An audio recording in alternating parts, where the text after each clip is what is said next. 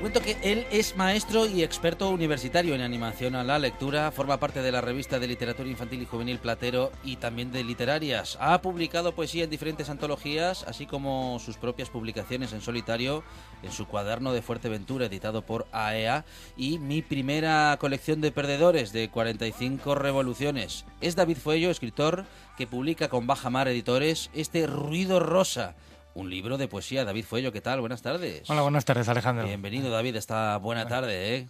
Y bueno, eres buen conocedor de RPA, porque has colaborado con los compañeros de Noche tras Noche. Hoy vuelves a visitar los estudios de esta emisora para hablarnos, bueno, de tu último trabajo, David. ¿La realidad es ilógica? Es una muy buena pregunta para empezar, una muy buena pregunta. Yo creo que la realidad, lo decía en mi anterior poemario, decía que es eso que tenemos entre sueño y sueño, ¿no? O sea, que realmente hay gente que prefiere quedarse en esa parte ilógica de su ser, ¿no? Hay gente que dice que tendríamos que dormir todo el día, que esa es la verdadera vida, que lo demás, son imaginaciones nuestras. Bueno, pero también tiene que haber un contrapeso, tiene que haber otra parte despiertos para volver a desear estar entre dormidos. Ahí Bueno.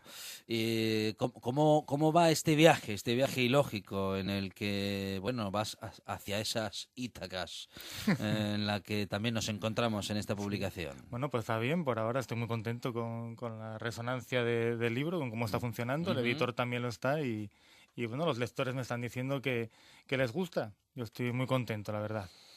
David, ¿defiendes los amores platónicos o te conformas con ellos, si no hay más remedio? Bueno, la parte platónica, que es uno de los capítulos del libro, sí que está dedicada en parte al amor platónico, pero yo voy un poco más allá también, ¿no? Voy al mito de la caverna de Platón, a lo que vemos, a lo que está escondido, a si realmente lo que estamos percibiendo es la realidad, ¿no? Yo creo que bueno, formamos parte de ese grupo de personas que está ahí en la caverna viendo sombras pensando que son la realidad, y de eso van esos poemas también, no solo del amor platónico, aunque para revestirlo con cierta belleza sí que hay que dedicarle al amor también poemas. Recuérdanos el mito de Platón, que es algo que, bueno, hemos comentado muchas veces y, bueno, a veces pasamos por encima. Y nos gusta pues tener presente esa metáfora, ¿no? Muy a grosso modo, porque es una cosa que me tiene obsesionado desde hace un montón de años. Platón lo que dice es que realmente no estamos viendo la realidad, sino que somos prisioneros de una sombra en una cueva ante la que se nos presentan una serie de sombras que nosotros creemos reales, ¿no? Él dice que hay que librarse de una serie de cadenas que pueden ser nuestros sentidos, pueden ser nuestras percepciones, que él ya por aquel entonces, estamos hablando de hace un montón de años, o sea, antes de Cristo, él ya veía, bueno, que los sentidos, había algo más de lo que nosotros percibimos. Y lo que nos está diciendo es que, bueno, pues que tenemos que salir de nosotros mismos, ir hacia la realidad y contemplarla sin esas ataduras, ¿no? Sin esos prejuicios. Bueno, luego somos presos de nosotros mismos, de nuestra propia construcción. Pues también. Pero bueno, de ella, lo que entronca también un poco con la poesía, ¿no? Vivir es lo que también nos hace escribir poesía y poder compartirla con los demás, ¿no?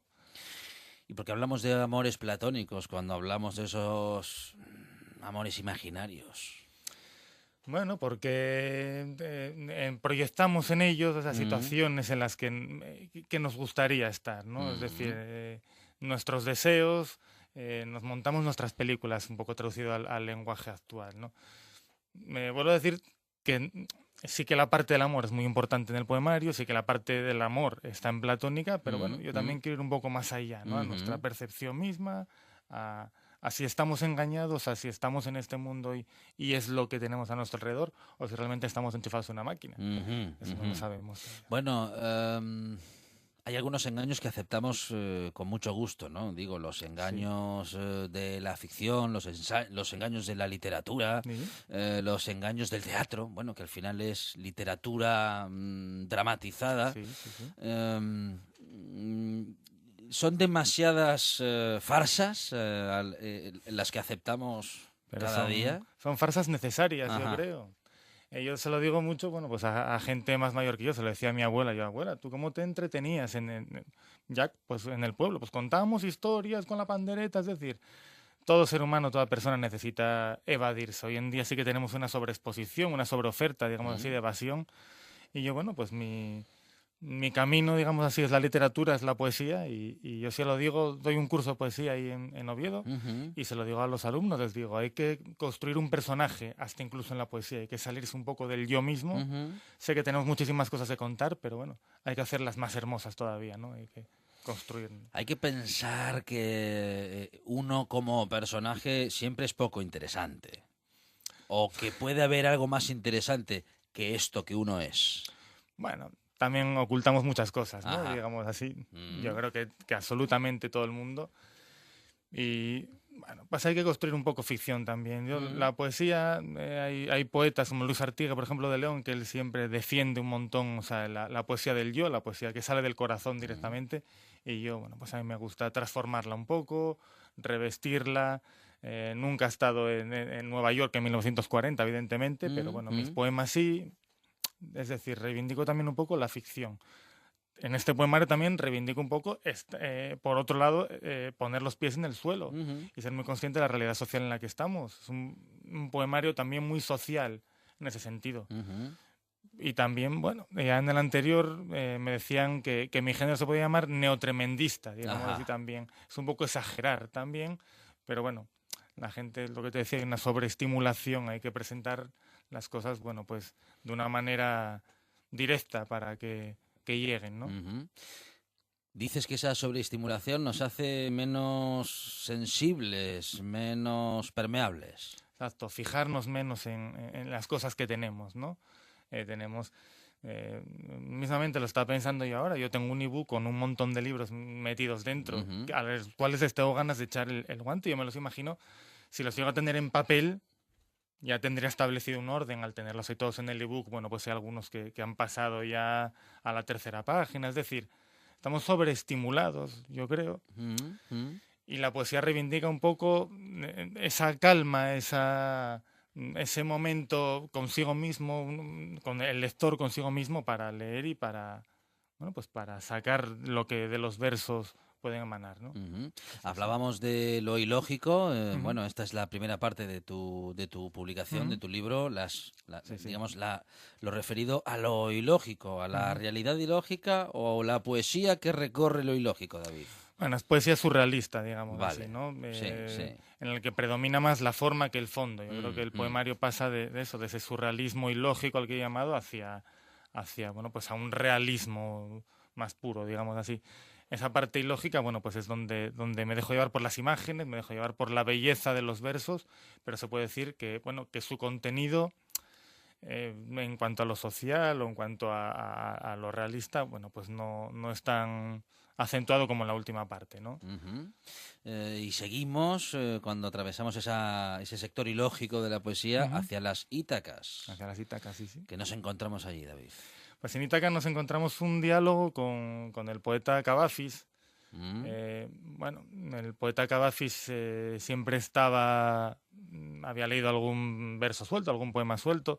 Hace un año y medio más o menos me decidí a leer su poesía completa, me enganchó por completo y empecé a escribir un diálogo con él, digamos así, ¿no? Yo tenía que contarle algo que me había sucedido y se lo intenté contar. Son 6 poemas, creo, en su mismo lenguaje, ¿no? Es el poeta luchando contra las adversidades en forma de otras personas, en forma del tiempo, del paso del tiempo y demás, y que al final, bueno, pues se sobrepone a ellas y pone su pie al final en Alejandría, que era lo que él quería, ¿no?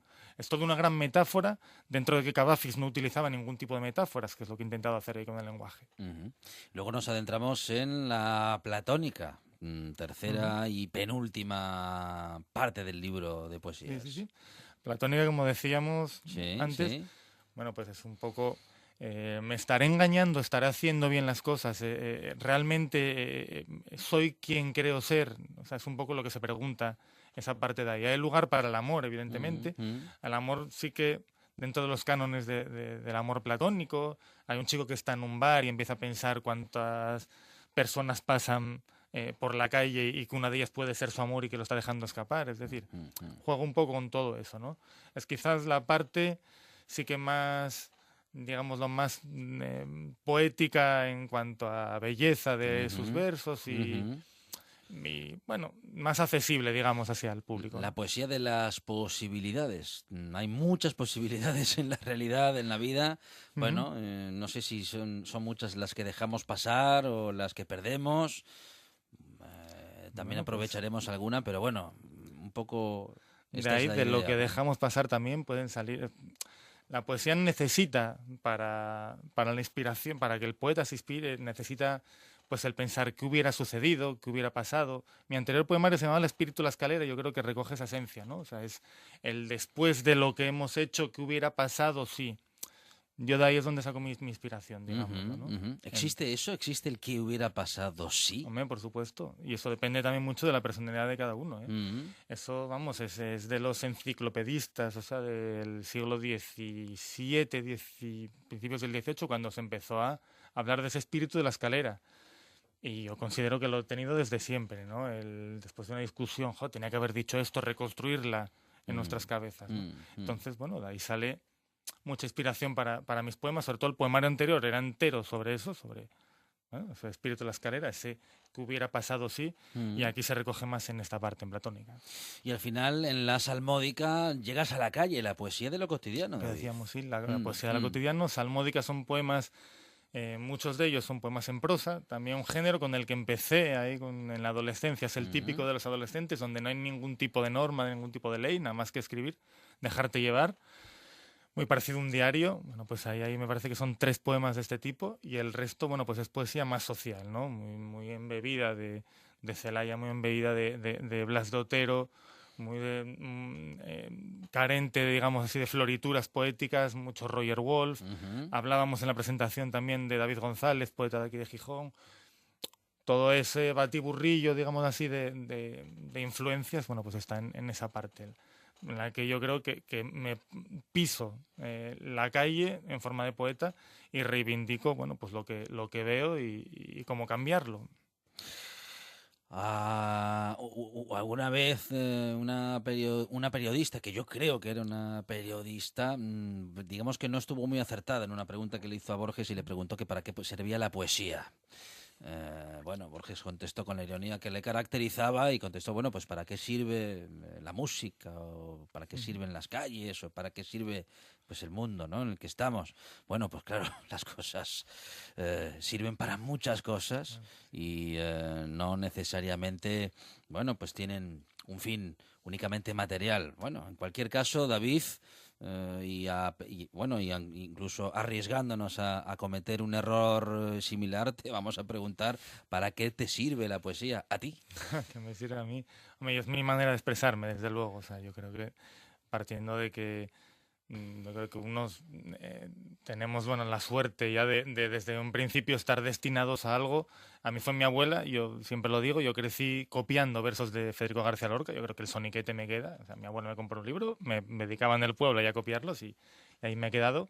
Yo creo que a nivel global se puede decir, bueno, pues ¿para qué sirven los poetas? Hombre, hay que cantar las cosas, ¿no? Estamos en un tiempo en el que sí que hay periodismo, sí que bueno, se recogen las cosas de una manera más, digamos, formal. Nosotros estamos, bueno, pues para hacer literatura de ellas y procurar que perduren, ¿no? Yo creo que la poesía es hoy, a día de hoy, más necesaria que nunca, ¿no? Dentro de esta sobreexposición, como decíamos. Tengo prisa por aprender, rápido como un loco, barquero que no lleva a nadie. Al final, nuestro enemigo es la marea y la televisión. Edipo sonríe. Aún me quedan balas para agradecerle al verano esa agradable obsesión de querer llegar nunca a ningún lugar, de abrazar de una vez la nada, y que la nada sea para siempre mi único artículo de fe.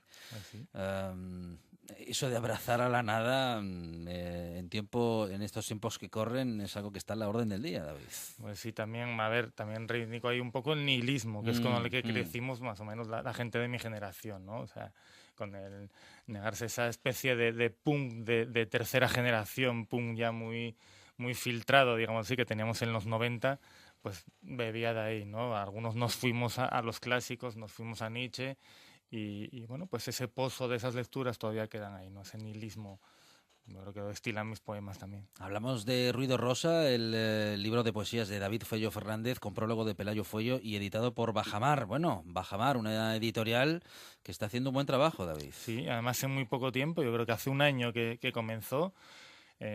Pascual Ortiz, nuestro editor, pues es un auténtico loco de la poesía y de la literatura en general.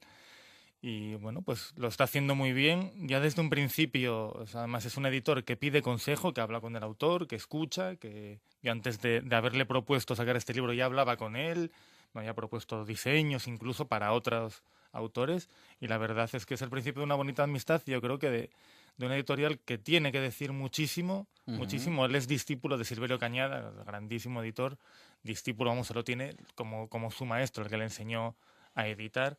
Y yo creo que bueno, que tiene que seguir sus pasos, ¿no, César? Bueno, pues tiene buena guía, ¿eh? Si tiene al bueno de Silverio como ejemplo a seguir, ¿eh? La cuadrilla de Judas retoza ante las velas y tú, que eres faro y vigía, te has quedado en los indicios y a lo lejos tu sonrisa es un destello, como el cuchillo que da su mejor fulgor justo antes de atravesar la espalda del que confía. Es la poesía de David Fuello y preguntamos, David, ¿para qué quieres tú que esta poesía le sirva al oyente o al lector en este caso? Vamos a ver, lo primero, lo que quiero es crear imágenes, no crear belleza en un sentido, digámoslo, estético, ¿no? Y por otro lado, lo que quiero es también retorcer un poco las conciencias, en el sentido en el que, bueno, aparte de lo bello, estoy ahí en ese último poema, por ejemplo, estoy hablando de una traición, habrá gente que se siente identificada. Estoy hablando de una señora que está todo el día mirando por la ventana y perdiendo su vida, habrá alguien que lo identifique con algo, ¿no? Lo que intento es, bueno, pues eso, crear belleza, digamos así, y bueno, pues remover un poco las conciencias, hacer a la gente, no sé si pensar en el sentido, vamos, de conocer, pero sí por lo menos investigar lo que tiene dentro de sí, sus sentimientos, ¿no? Yo creo que ese es el papel de la poesía y aquí lo intento. Es Ruido Rosa de David Fuello, un libro de poesía editado por Bajamar, un libro que recomendamos desde esta buena tarde porque lo hemos disfrutado y también hemos disfrutado hoy de esta conversación con David Fuello. David, muchas gracias. Muchas gracias a vosotros. Estás escuchando RPA.